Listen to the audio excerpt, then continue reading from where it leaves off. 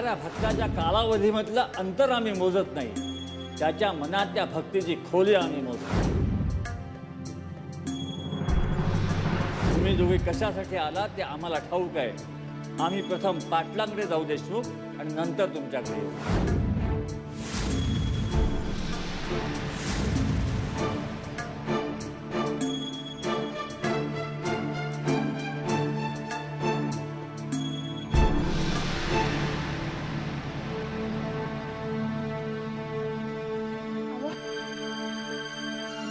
पाणी.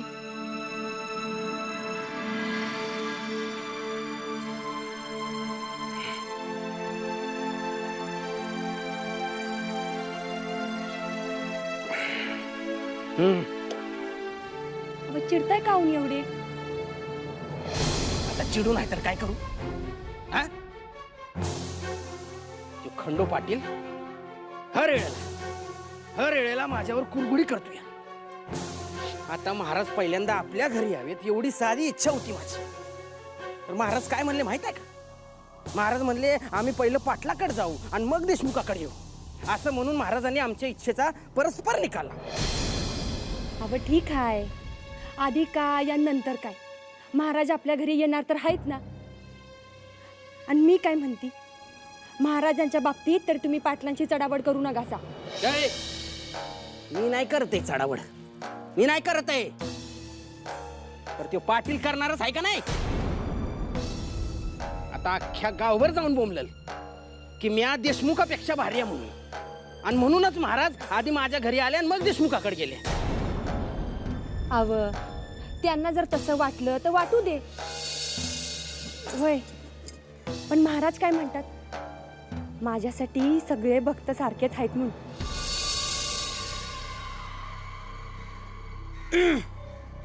राम राम मला. राम राम. काय रे नाऱ्या? नाही, बंकट शेटकडे जाऊन आलात, वार्ता आली कानावर म्हणून आलो भेटाय. नाऱ्या, तू तर असं थोबाड करून बोलायला लागलायस जणू काय आमच्या घरात कुणी वारलंय आणि तू कडू काढाय आलायस. तसं बघितलं तर तुमचा बी चेहरा बघून जर कोणी विचारलं भाऊ का हो घरातलं कोणी गेलं का, तर लय आश्चर्य वाटून घेऊ नका. नाऱ्या, नाही तर काय, किती चेहरा पाडून घेतलाय तुम्ही. काय झालं असं एवढं? पण बरं का, आपल्याकडे सगळ्या गोष्टीवरचा इलाज आहे.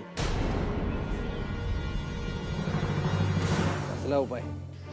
उपाय असा आहे की शत्रूवर 100 चाली करण्यापेक्षा एकच चाल अशी जालिम करावं, का तो जेरबंद झाला पाहिजे.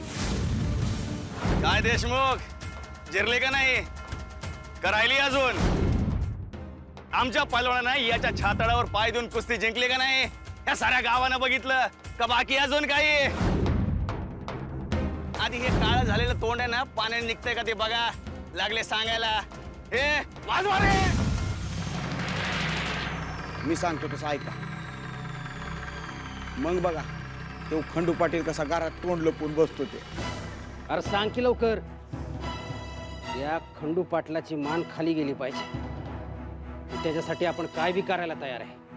सांगतो. मला सांगा, तो मर्या तुमचा आश्रित आहे ना? वय की मग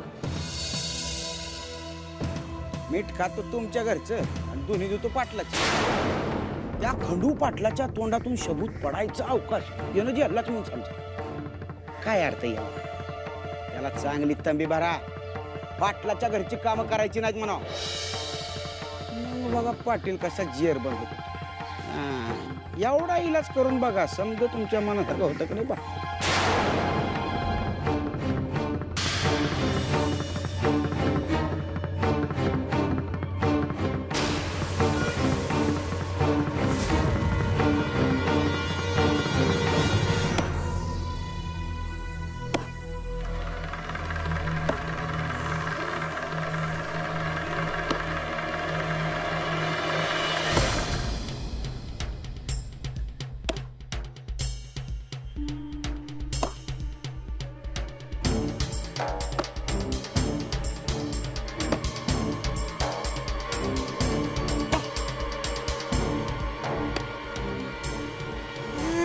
अरे भाऊ, लय जोमानं लाकडं फोडून राहिला.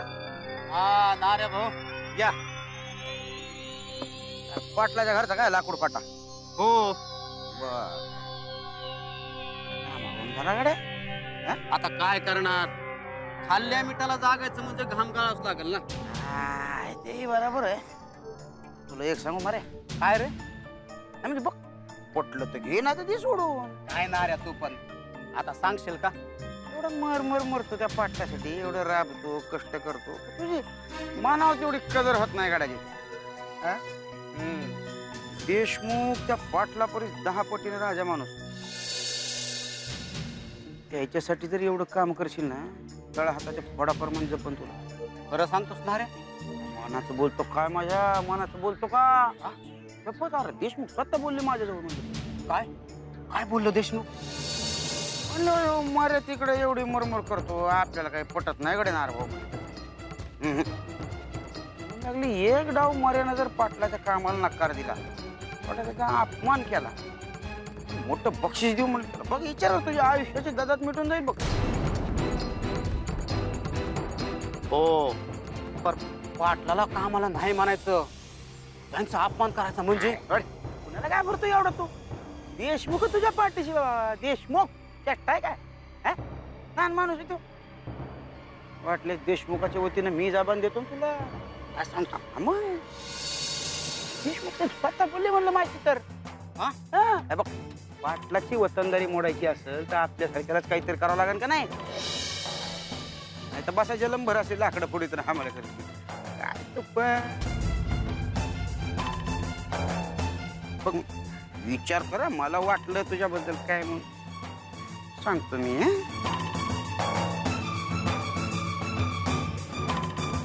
मस्त आहे ना? विचार कर.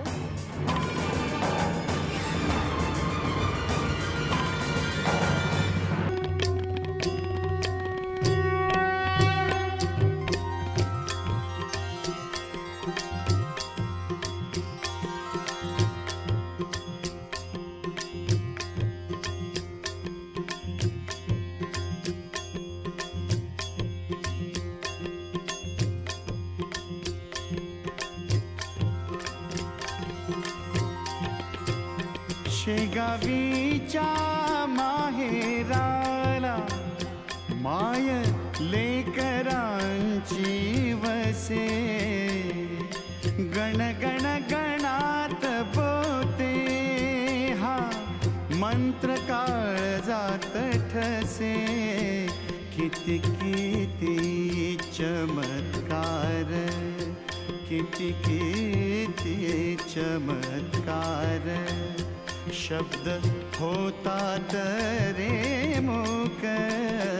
शेगावीचे योगीराज, शेगावीचे योगीराज, थोर ब्रह्मांड नायक. ब्रह्मांड नायक, ब्रह्मांड नायक, ब्रह्मांड नायक, ब्रह्मांड नायक.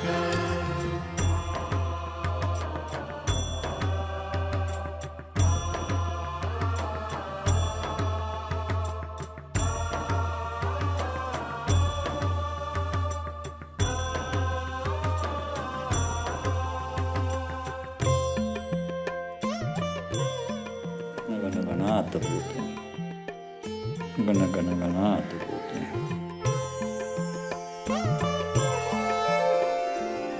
महाराज, आमच्या विनंतीला मान देऊन तुम्ही आमच्या घरी आलात, धन्य झालो आम्ही. महाराज, आमचे चुलते कुकाची पाटील यांचं निधन झालं. आम्ही दुःखात होतो. आमच्या डोक्यावर तर छत्रच हरवलं. आमच्यावर जबाबदारी आली. महाराज, आपले पाय आमच्या घराला लागले आणि आम्ही दुःख बाजूला ठेवून जोमाने कामाला लागलो. महाराज, आपण आमच्या दुःखावर फुंकर घालायला आलात असंच आम्हाला वाटतंय. पाटील घराण्यावर संतांची कृपा आहे, त्यामुळे तुमची भरभराट होईल. महाराज, आपण आमच्या घरी आलात, आम्हाला सेवा करण्याचं भाग्य लावलं, पण एवढ्यानंच आमचं मन भरत नाही. मग महाराज, आल्यासारखं काही दिवस आमच्या घरी राहावं अशी विनंती करतो आपल्याला. होय महाराज, जर तुमचा सहवास आम्हाला लाभला ना तर आमची ही वास्तू पवित्र होईल आणि आणि तुम्ही आमच्या विनंतीला मान देऊन तिथे थांबाल अशी अशी आशा करतो महाराज आम्ही. पुढचं काय ते आम्हाला ठाऊक नाही. आमचा पांडुरंग आम्हाला आदेश देईल तेच आम्ही करतो. आत्ताचा क्षण आम्ही तुमच्या घरात वास्तव्याला आहोत ह्यातच आनंद माना. गण गण गणात बोते, गण गण गणात बोते, गण गण गणात बोते.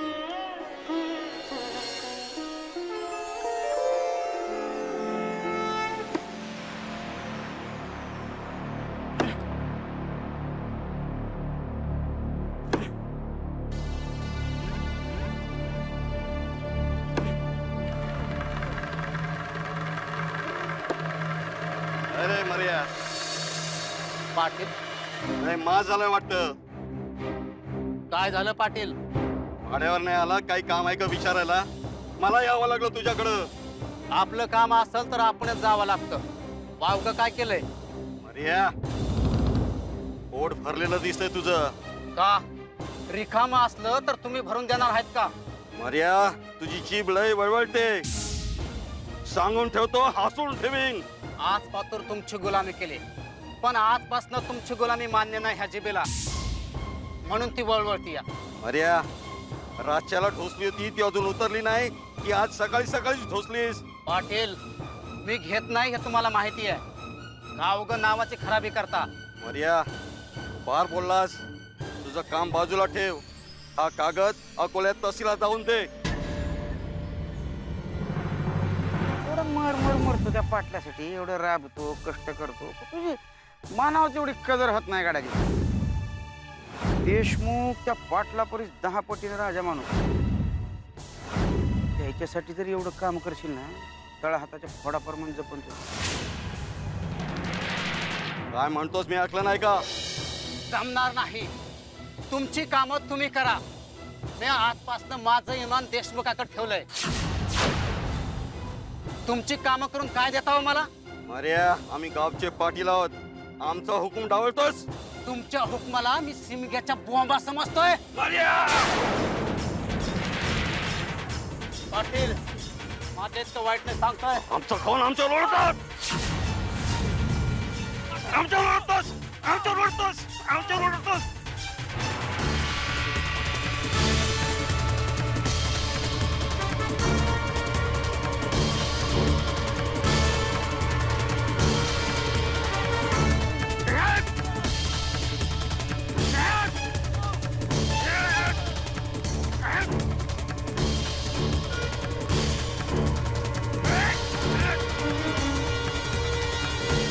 आमचं खाऊन आमच्यावर ओढतोस.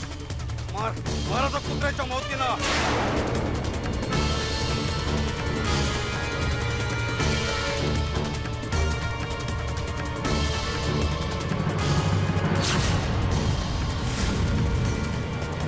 महाराज, महाराज, कशाला ओरडताय? अहो अख्खा वाडा पालता घालून चुकले. महाराज कुठेच दिसत नाहीयेत. मला वाटतं महाराज निघून गेले असणार. काय महाराज निघून गेले? हो. तरी महाराज बोलतच होते का आता या क्षणी तुमच्या घरात आहोत त्यातच आनंद माना. मी काय म्हणते आपण जाऊ. अहो महाराजांनी सांगितलं ना आपल्या घराण्याला संतांचा आशीर्वाद लाभलाय, भरभराट होईल म्हणून. मग कसली काळजी करताय? ते खरंच आहे म्हणा. हो, पण तुम्ही कुठे होतात एवढ्या वेळ? मी त्या मऱ्याचा हात तोडून आलोय. काय?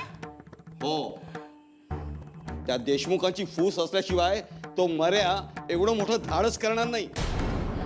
हो, पण एवढं केलं काय मारायला? ते महत्वाचं नाहीये. त्या मऱ्याचा हात तोडला हे देशमुखांना इशारा होता. तो कळला तर ठीक, नाहीतर त्या देशमुखाला नरसिंहासारखा मांडी घेऊन आडवा फाडून टाकीन. हो हो, ऐका तर. अरे देवा, महाराज जर आणखी काही वेळ थांबली असते ना तर मी त्यांना सांगणारच होते का काहीतरी करा आणि हे देशमुख पाटलाचं वैर कायमचं मिटवा. परमेश्वरा,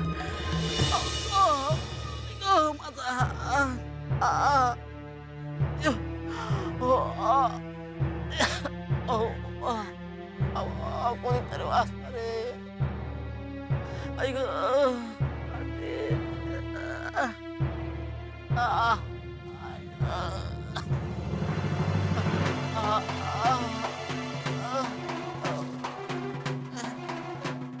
मर्या ए मर्या अरे काय झालं हे काय झालं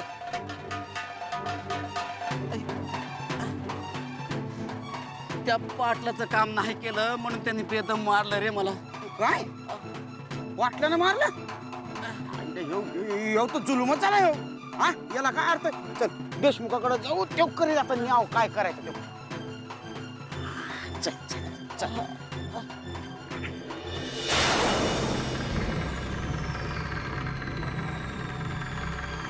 ओ पाणी आणा.